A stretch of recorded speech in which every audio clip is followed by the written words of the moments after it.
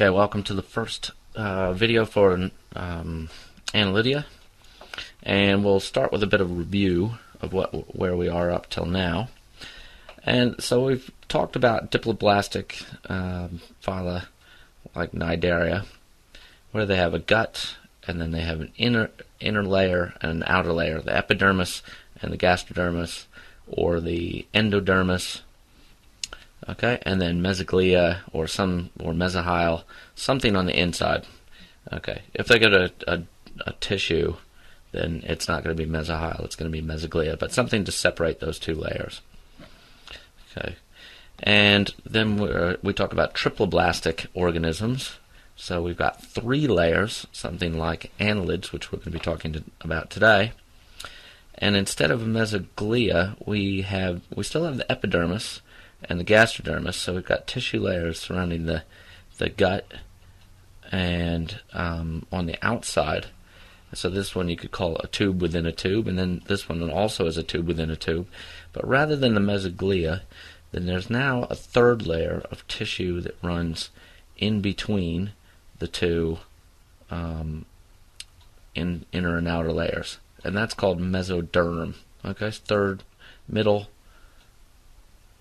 for meso, and derm for layer. Mesoderm. Okay, and then within that we get spaces that are known as coelom, but not too worried about that. But anyway, you find that there are compartments that are formed in here, and these give rise to things like blood vessels. Okay.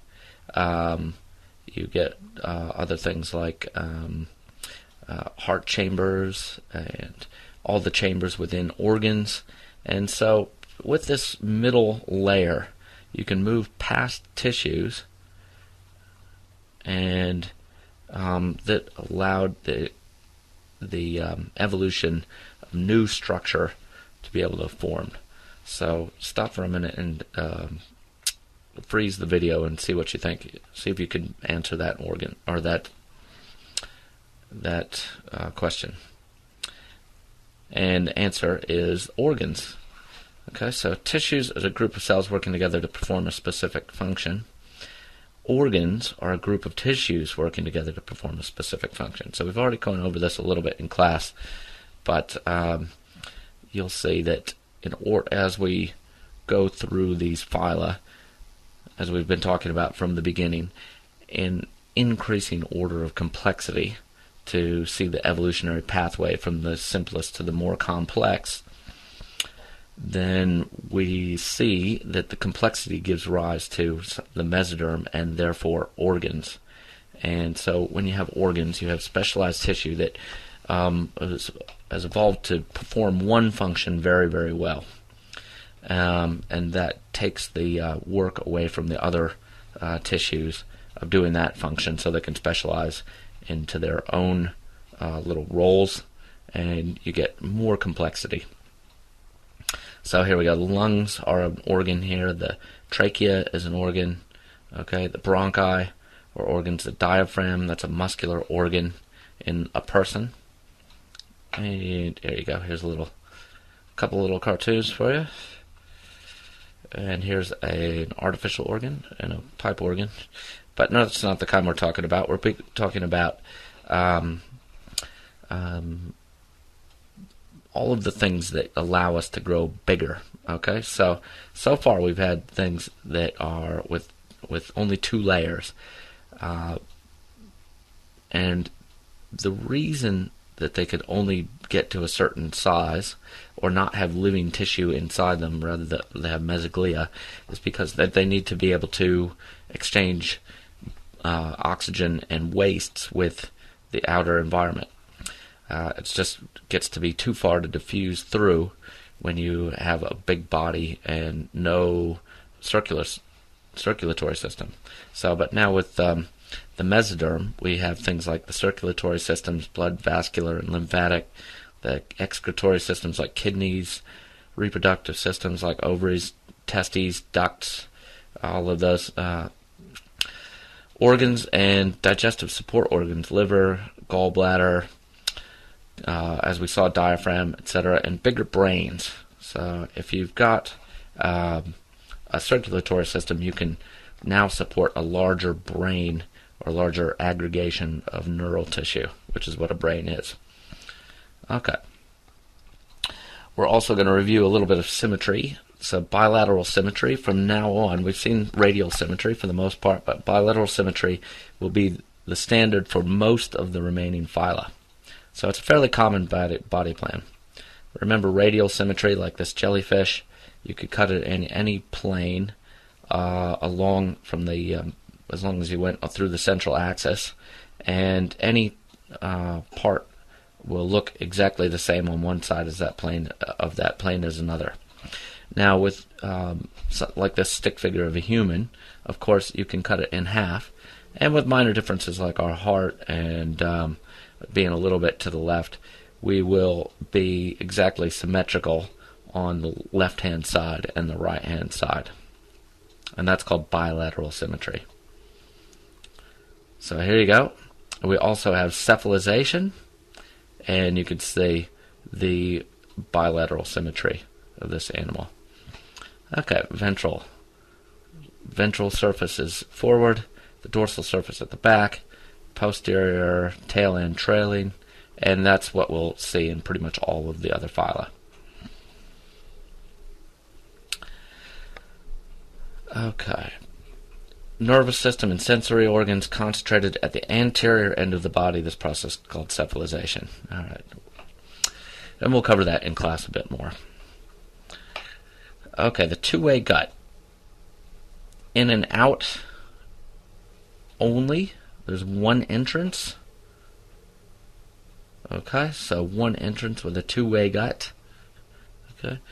A one-way gut, the food only moves one way through, and the important thing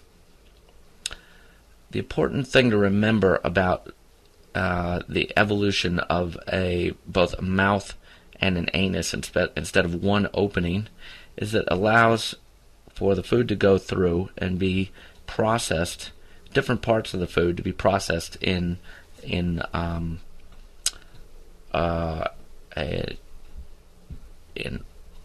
different places, so that you have things like crushing going on in the pharynx. Okay, so that each of these different organs can specialize to do something very different, and do it very, very well.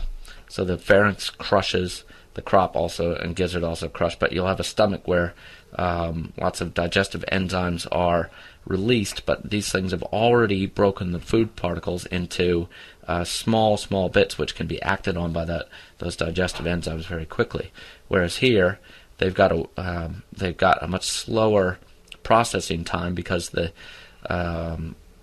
digestive enzymes have to first, let's say a fish is caught by this jellyfish. The digestive enzymes first have to make their way through the scales, and they've got a very small surface area compared to work on compared to something that's been crushed into small bits.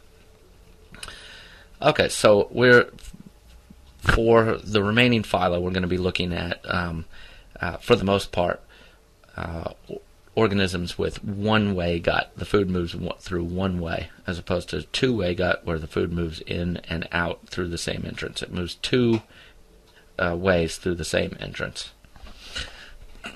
Okay, let's look at Phylum Annelids. Okay. Here are your learning objectives for the lecture. So if you can freeze on this, and if you can use these learning objectives to test yourself to see if you know annelids well enough at the end of the lecture, and if you can go through these learning objectives and are satisfied that you have fulfilled them, you'll be ready for the exam at the end. Okay, here's one type of annelid, giant earthworm. This is from Australia, up to 2.5 meters in length. Okay, here's a little Polychaete earthworm. Or, sorry, not an earthworm, it's a Polychaete worm. Another type of annelid. There's some Christmas tree worms. Not a very good picture. Here is a fireworm, which is another polychaete. Here are some polychaete worms that have constructed sand grain dwelling tubes on the surface of a sponge, and you can see their little filter feeding apparatus. Okay, there's another close-up image of these things. Here is a picture of a bunch of Bispera tube worms that was taken at the Maori Warrior. Okay. Here's one from my neck of the woods, the Charleston Bump area off the east coast of the States, called a spaghetti worm. And here's something that doesn't look very much like the other worms that we've seen. It's called a sea mouse.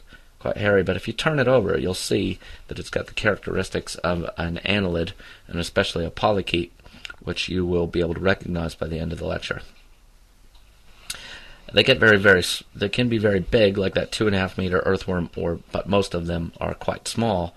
And here's one that's a full-grown marine annelid, and it's only 0.5 millimeter long.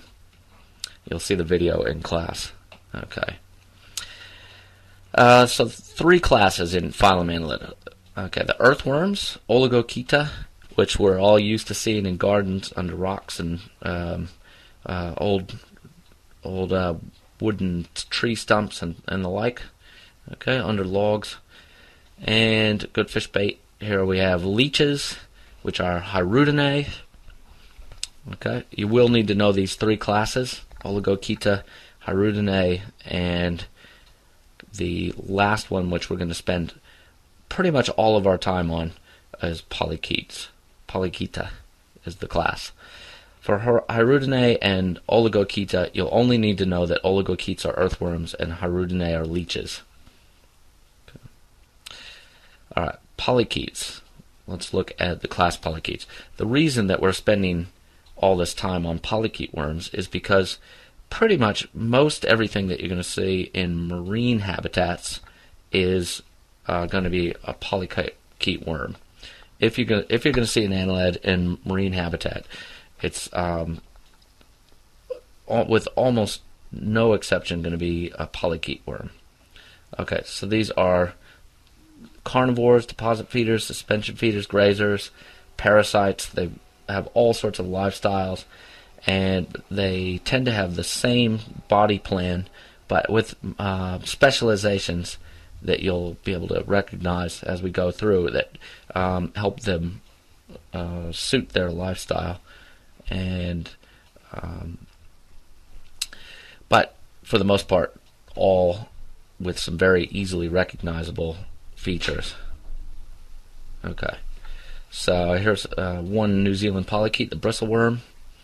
Okay, here, let's see. So we'll see quite a few of these polychaetes when we're working in mudflats, but you'll also see them do great extents while you're doing dives, and I'll do my best to point those out at Whitianga and other places.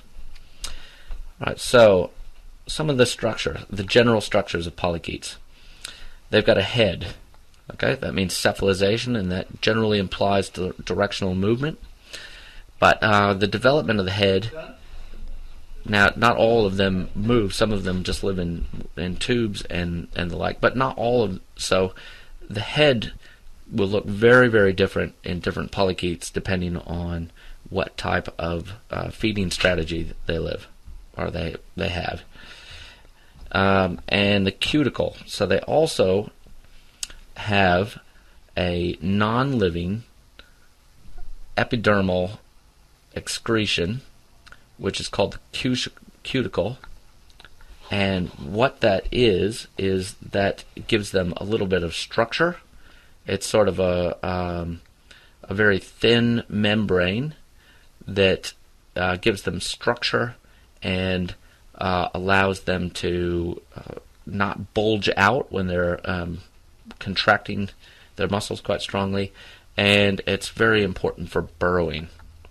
Okay, and when we talk about arthropods, we will be making note of that cuticle, and you'll see how it's very important in the evolutionary pathway. Okay, so this one's got a bit more detail than you need, but this is that general diagram that I talk about for each phyla that will give you a good start. And in fact, you could probably say that if you understand this diagram, you're 70% of the way towards knowing everything you need to know for the exam. Because this is the generalized body plan of a marine polychaete. You'll see that it's got a mouth and an anus. Okay, so it's got a one-way gut running through.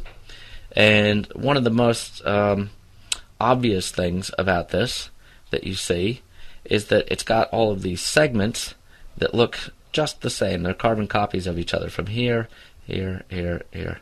All of those segments look the same. And if you look at an earthworm or a leech or a polychaete, then you're going to notice, and that's the main diagnostic feature of annelids, is that they are all segmented. So annelids are segmented worms. Now polychaetes actually have something more on their segments that Hirudinae and Oligochaeta don't have, and that is these little arms on the projections, one on each side of each segment, and they are called parapodium.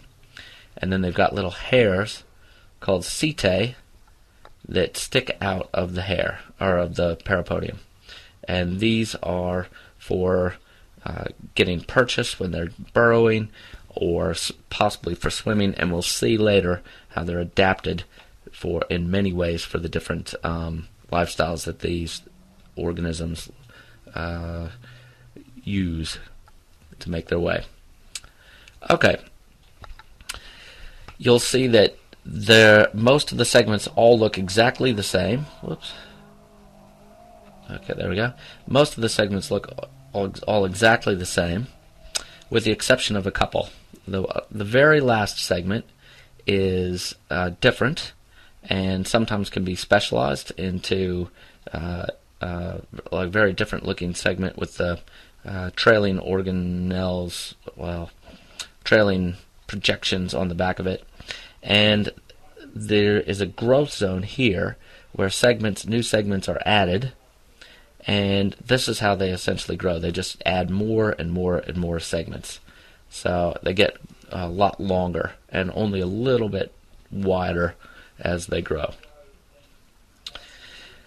Okay, so the rear section looks a little bit different. There's also another section right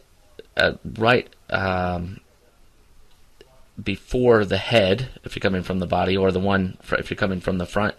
The head is the first section, and then the second section, the second segment, is going to look a little bit different, and it's got these specialized feeler type organelles on it, projections. Okay, and then you've got the head. We'll look at different ones of these feelers. Then you've got the head, which is also known as the prostomium. They've got eye spots, antennas, and then antennas which help them feel and sense the environment around them.